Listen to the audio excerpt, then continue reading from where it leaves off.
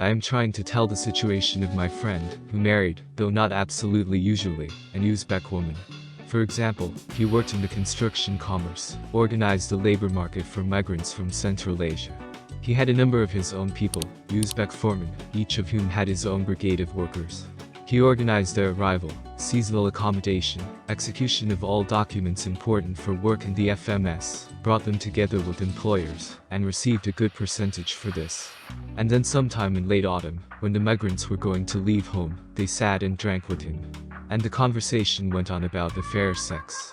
And for example, as my friend was single for that moment, they started talking about comparing Russian and Uzbek ladies, and in this case they came to the conclusion that, in fact, Central Asian spouses are in many ways superior to European wives.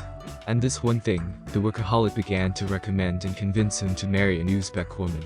They are not bad for everyone: quiet, unpresentable, obedient, hardworking, obedient, obsequious, aimed primarily at home, family, children and adoring spouse. And Russian women are walking, nervous, always dissatisfied, sipping on trifles, shaking their nerves, using and smoking, swearing, cheating with Caucasians, looking to the left, where someone is richer, with which they cheat. In general, if you throw a gaze around, and the truth of the eyes, then for example it is. And for example, as he was significantly drunk, he agreed to their persuasion, and decided to move together with them to Uzbekistan to elect a spouse. They drove up to a certain poor village, where a rumor about them was immediately carried out.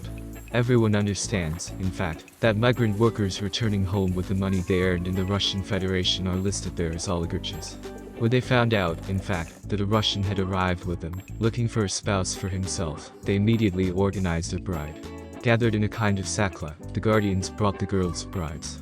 He chose for himself the one that he liked, young, 16 years old, and it is easier to agree with the guardians than the unpretentious one to pay Kalm.